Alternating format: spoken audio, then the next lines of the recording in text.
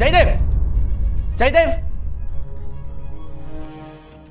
ಅಯ್ಯ ನೀನಾ ಹೇಳ ಏನು ವಿಷಯ? ದಿಯಾ ಬಗ್ಗೆ ಏನಾದ್ರು ಗೊತ್ತಾಯ್ತಾ? ಅವಳು ಏನಾದ್ರು ಫೋನ್ ಮಾಡಿದ್ಲಾ?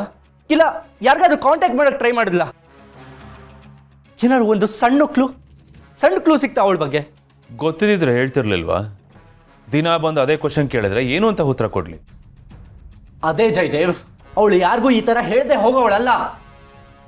Something is wrong. ನನಗೆ ಅವಳದೇ ಚಿಂತೆ ಆಗ್ಬಿಟ್ಟಿದೆ. ಚಿಂತೆ ಆಗ್ಬೇಕಪ್ಪ. ಲವ್ವರು ನೀನು ಅವಳಿಗೆ. ಎಲ್ಲರಿಗಿಂತ ಚಿಂತೆ ಆಗಬೇಕಾಗಿರೋದೆ ನಿನಗೆ. ಫಸ್ಟ್ ಆಫ್ ಆಲ್ ನಾನು ಬಂದು ನಿನ್ನ ಕ್ವಶನ್ ಕೇಳಬೇಕೆ ಹೊರತು ನೀನು ಬಂದು ನನ್ನೇ ಕ್ವಶನ್ ಮಾಡಿದ್ರೆ ನಾನು ಏನಂತ ಉತ್ತರ ಕೊಡೋಕ್ಕಾಗತ್ತೆ ಹೇಳು? ಯಾಕಂದ್ರೆ ಅವಳು ನಿಮ್ಮ ಬಗ್ಗೆ ತುಂಬಾನೇ ಹೇಳಿದಾಳೆ ಜಯದೇವ್. ಏನಂತ ಹೇಳಿದಾಳೆ?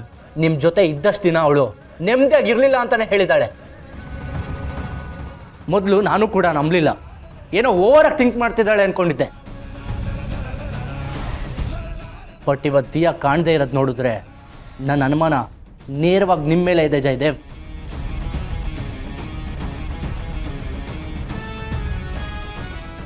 ಮಾತು ಮಿತಿ ಮೀರ್ತಾರೆ. ಗೋಕುಲ್, ಸ್ವಲ್ಪ ಕಂಟ್ರೋಲ್ ಇದ್ರೆ ಒಳ್ಳೇದು.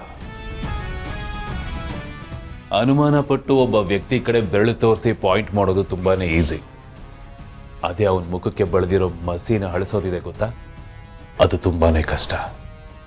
ಅದು ನಿನಗೆ ನೆನಪಿರ್ಲಿ. ವಿನಾಕಾರಣ ನನ್ನ ಕಡೆ ಬೆರಳು ಮಾಡಿ ತೋರಿಸ್ತಾ ಇದೆಯಾ, ಅದು ತಪ್ಪು. ನಾನು ಬೆರಳು ಮಾಡಿ ತೋರಿಸ್ತಾ ಇಲ್ಲ ಜಯದೇವ್, ಹುಡುಕ್ತಾ ಇದ್ದೀನಿ. ಸತ್ಯ ಸಿಗೋವರೆಗೂ ಹುಡುಕ್ತಾನೆ ಇರ್ತೀನಿ.